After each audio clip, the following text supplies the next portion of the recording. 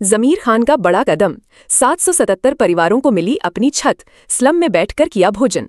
बेंगलुरु, कर्नाटक के housing minister जमीर अहमद खान ने आज बेंगलुरु के 3 असेंबली कॉन्स्टिट्यूएंसीज में 777 अनडॉक्यूमेंटेड परिवारों को एक नई उम्मीद दी। हाउसिंग डिपार्टमेंट के जरिए उन्हें सैंक्शन लेटर्स और टाइटल डीड्स दिए गए, एक ऐसा कदम जो पहली बार उन लोगों तक पहुंचा है जो हमेशा सरकारी योजनाओं से वंचित रहे हैं। ये विशेष डिस्ट्रीब्यूशन ड्राइव्स यशवंतपुर कॉन्स्टिट्यूएंसी के यलाचागुप्पे गांव के मडारा चन्नैया स्लम में आयोजित की गई। लेकिन ये सिर्फ एक सरकारी कार्यक्रम नहीं था। मंत्री जमीर खान ने यहाँ एक इमोशनल और सिंबॉलिक जेस्चर दिखाया। उन्होंने नोमैडिक हक्की पिट्टी कम्युनिटी के एक सदन में जाकर शरणैया के परिवार के साथ भोजन किया, जहां मिट्टी के चूल्हे पर बना खाना मंत्री ने बिना झिझक एंजॉय किया। उनके साथ स्लम डेवलपमेंट बोर्ड के चेयरमैन प्रसाद अब्बैया भी मौजूद थे। मंत्री खान ने इस परिवार की मेहमान नवाजी से प्रभावित होते ही तुरंत अधिकारियों को निर्देश दिया कि इनके लिए परमानेंट हाउसिंग अलॉटमेंट प्राथमिकता पर किया जाए। शरणैया ने कहा, ये हमारा भाग्य था कि मंत्री हमारे घर आए। उन्होंने वही खाना खाया जो हमने प्रेम से बनाया था। उनकी विनम्रता ने हमें छू लिया। इस योजना के तहत पहली बार ऐसे कम्युनिटीज को हाउसिंग राइट्स दिए गए जैसे नोमैडिक ट्राइब्स, सेक्स वर्कर्स और लेप्रेसी से मुक्त परिवार, जिन्हें आज तक सिर्फ सिस्टम से दूर ही रखा गया था। यशवंतपुर 228 हक्की पिक्की कॉलोनी के परिवार और 259 मडिगा चन्नैया स्लम के लोगों को टाइटल डीड्स मिले। 200 अन्य परिवार, जिनमें सेक्स वर्कर्स और नोमैडिक कम्युनिटीज शामिल हैं, को हाउसिंग सैंक्शन लेटर्स दिए गए। यलहंका कॉन्स्टिट्यूएंसी गिड्डेनाहल्ली विलेज के बीके स्लम के 40 परिवारों को हाउसिंग अप्रूवल्स मिले। राजराजेश्वरी नगर मतपुरा दलित कॉलोनी के 50 परिवार जो लेप्रोसी से रिकवर हो चुके हैं, उन्हें भी अपनी छत का हक मिला। इस इवेंट में कई जनप्रतिनिधि और सरकारी अधिकारी भी शामिल हुए, जैसे MLA S T Somashekar, Kusuma Hanumantharayappa, slum board commissioner Ashok, chief engineer Sudhir, technical advisor Balraj और लोकल नेता गणेश। मंत्री जमीर खान ने अपने संबोधन में कहा, ये कदम सरकार के उस प्रतिज्ञा का प्रमाण है जहां डिग्निटी, इंक्लूजन और सभी के लिए सुरक्षित रहने का हक दिया जा रहा है। जमीर खान का ये कदम सिर्फ एक योजना नहीं, एक सोच है, एक मिसाल है कि सरकार जब चाहे तो सच में जमीन पर बदलाव ला सकती है। लाइक करो और हमारे चैनल को भी जरूर सब्सक्राइब कीजिए। तो हमें बीजेपी सरकार ಬಂತು। बीजेपी ಸರ್ಕಾರದಲ್ಲಿ ಏನು ಮಾಡಿದ್ರು, 2021ರಲ್ಲಿ ಬಸವರಾಜ ಬೊಮ್ಮಾಯಿಯವರು ಮುಖ್ಯಮಂತ್ರಿ ಆಗಿದ್ರು। ಬಸವರಾಜ ಬೊಮ್ಮಾಯಿಯವರು ಮುಖ್ಯಮಂತ್ರಿ ಆಗಿದ್ರು। ಆ ಟೈಮಲ್ಲಿ ರಿವ್ಯೂ ಮಾಡಿಬಿಟ್ಟು ನಾವೇನು 6 ಲಕ್ಷ ರೂಪಾಯಿಗೆ ಬರೀ 2 ಲಕ್ಷ ಕೊಟ್ಟು ಅವ್ರ ಮನೆ ಆಗೋದು। ರಿವ್ಯೂ ಮಾಡಿಬಿಟ್ಟು ಏನ್ ಮಾಡ್ಬಿಟ್ಟು 10,60,000 ಮಾಡಿ ಅದ 60,000 ರೂಪಾಯಿ GST ಹಾಕಿ 11,20,000 ಮಾಡಿದ್ರು। ಈ ಕೊಟ್ಟು ಡಬಲ್ ಮಾಡಿಬಿಟ್ರು, ಸಮಾನ ಡಬಲ್ ಮಾಡಿಬಿಟ್ರು। ಅಂದ್ರೆ ಎಲ್ಲಿಂದ 6 ಲಕ್ಷ ಬಡವರು, 6 ಲಕ್ಷನೇ ದೊಡ್ಡದು ಅವ್ರಿಗೆ, ಇನ್ನು 12 ಲಕ್ಷ 11 ಲಕ್ಷ ಮಾಡಿದ್ರೆ ಎಲ್ಲಿಂದ ತರಕ್ಕೆ ಸಾಧ್ಯ? ಆಮೇಲೆ ನಮ್ಮ ಸರ್ಕಾರ ಬಂದಾದ್ಮೇಲೆ ಇದೇ ನಿಮ್ಮ ಎಮ್ಎಲ್ಎ ಅವರು ಸೋಮಶೇಖರ್ ಅವರು ಬಂದಿದ್ದಂತವ ಇಲ್ಲ ಗುರು, ಓಟ್ ಟೈಮಲ್ಲಿ ಸಿದ್ದರಾಮಯ್ಯ ಇರುವಾಗ 6 ಲಕ್ಷ ಮಾಡಿದ್ರು, ಇವ್ರು ಬಿಜೆಪಿ 11,60,000 ಮಾಡಿಬಿಟ್ಟಿದ್ದಾರೆ। ದಯಮಾಡಿ ಮುಖ್ಯಮಂತ್ರಿಗಳ ಜೊತೆ ಒಂದು ಮೀಟಿಂಗ್ ಮಾಡಿ ಆದಷ್ಟು ಬೇಕಾದಷ್ಟು ಬಡವರು ಕಡಿಮೆ ಮಾಡುವ ಅಂತ ಹೇಳ್ಬಿಟ್ಟು ಒಂದು ಇವ್ರ ನೇತೃತ್ವದಲ್ಲೇ ಸೋಮಶೇಖರ್ ನೇತೃತ್ವದಲ್ಲೇ ಒಂದು ಮೀಟಿಂಗ್ ಮಾಡಿದ್ವಿ।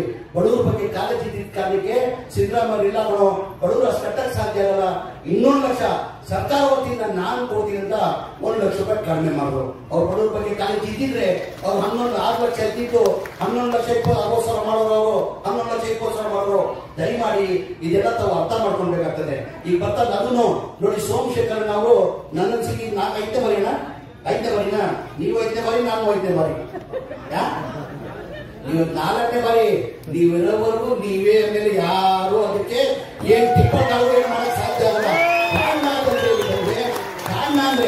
ಕಾರಣ ಅಂತಂದ್ರೆ ಪ್ರಸಾದ್ ಅಬ್ಬಯ್ಯ ಚೇರ್ಮನ್ ನಾವು ಬರ್ತಾ ಇದ್ವಿ, ಏನಣ್ಣ ನಾನು ಈ ತರ ಕ್ಷೇತ್ರ ಹಾಕೊಂಡ್ರೆ ಸೋಮಶೇಖರ್ ನನ್ಗೆ ಗೊತ್ತಿಲ್ಲ, ಈ ತರ ಯಾರನ್ನ ಕ್ಷೇತ್ರ ಹಾಕೊಂಡಾರ, ಎಲ್ಲೂ ಒಂದ್ ಕೆಲಸ ಬಾಕಿಲ್ಲ, ಆ ತರ ಕೆಲಸ ಮಾಡಿದ್ರೆ ಯಾರೇ ಸ್ವಾಮಿ ನಿಮ್ಗೆ ಸೋಲ್ಸಕ್ ಸಾಧ್ಯ?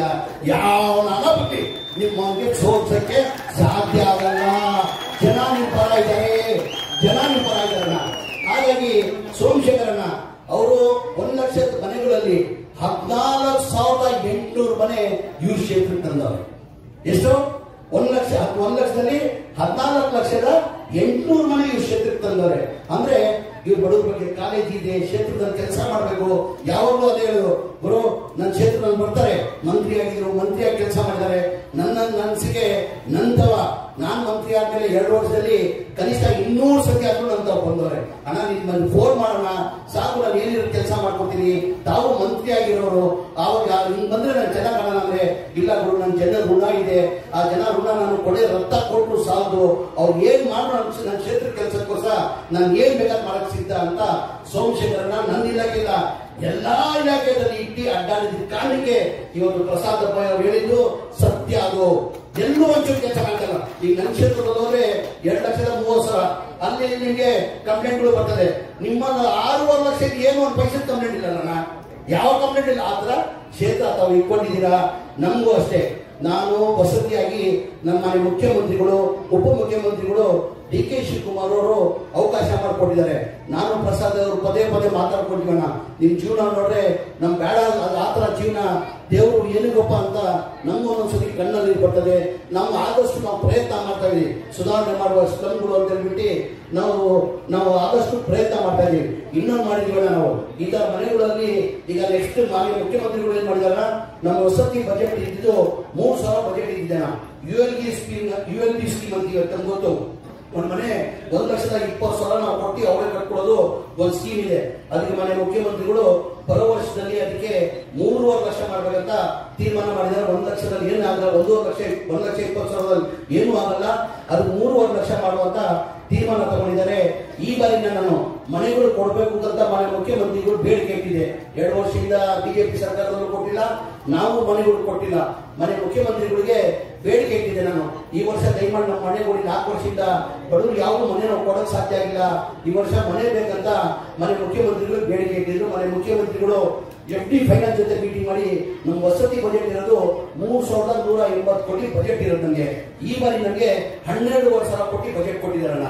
ಆನ್ಗೋಯಿಂಗ್ ULB ಸ್ಕೀಮ್ದು ಈ ಮನೆಗಳು 9.5 ಲಕ್ಷ ಕಂಪ್ಲೀಟ್ ಆಗ್ಬೇಕಾದ್ರೆ ಅದಕ್ಕೆ 4.5 ಲಕ್ಷ ಬೇಕಾಗ್ತದೆ. ನಮ್ಮ ಸ್ಲಮ್ ಬೋರ್ಡ್ ಮನೆಗಳು ಕಂಪ್ಲೀಟ್ ಆಗ್ಬೇಕಾದ್ರೆ 7,100 ಕೋಟಿ ಬೇಕಾಗ್ತದೆ. ರಾಜೀವ್ ಗಾಂಧಿ ಮನೆಗಳು ಕಂಪ್ಲೀಟ್ ಮಾಡ್ಬೇಕಾದ್ರೆ 2,100 ಕೋಟಿ ಬೇಕಾಗ್ತದೆ. ಒಟ್ಟಾಗಿ ನನಗೆ 12,000 ಕೋಟಿ ಬಜೆಟ್ ಕೊಟ್ಟಿದ್ದಾರೆ. ಮನೆ ಮುಖ್ಯಮಂತ್ರಿಗಳು ಏನಿದ್ದಾರೆ, ಈ ಬಜೆಟ್ ಈ ವರ್ಷ ಈ ಅನ್ಕಂಪ್ಲೀಟ್ ಇರೋದು ಮನೆಗಳು ಕಂಪ್ಲೀಟ್ ಮಾಡಿದ್ರು. ಬರೋ ವರ್ಷ ನಾವು ಬಡವರಿಗೆ ಫ್ರೀ ಮನೆ ಕಟ್ಟುವ ಇದೇ ಬಜೆಟ್ ನ 12,000 ಕೋಟಿ ನಾನು ವಸತಿಗೆ ಇರ್ತೀನಿ ಅಂತ ಮನೆ ಮುಖ್ಯಮಂತ್ರಿಗಳು ಮಾತು ಕೊಟ್ಟಿದ್ದಾರೆ. ಆದಷ್ಟು ನಾವು ಪ್ರಯತ್ನ ಮಾಡ್ತೀವಿ. ಸ್ಲಮ್ ಡೆವಲಪ್ ಮಾಡ್ಬೇಕಂದ್ರೆ ಅವ್ರ ಜೀವನ ನಮಗೆ ನೋಡಕ್ ಸಾಧ್ಯ ಆಗ್ತಾ ಇಲ್ಲ. ನಾವು ಸ್ಲಮ್ ಡೆವಲಪ್ ಮಾಡ್ಬೇಕಂದ್ರೆ ಮನೆ ಮುಖ್ಯಮಂತ್ರಿಗಳಿಗೆ ಮೊನ್ನೆ ನಾವು ಮೀಟಿಂಗ್ ಮಾಡಿದ್ವಿ. आज की इस वीडियो में इतना ही। अगर आप लोग को वीडियो पसंद आई हो तो इस वीडियो को लाइक करो और हमारे चैनल को भी जरूर सब्सक्राइब कीजिए। तो हम मिलते हैं आपसे अपनी अगली वीडियो में, तब तक के लिए टाटा बाय बाय।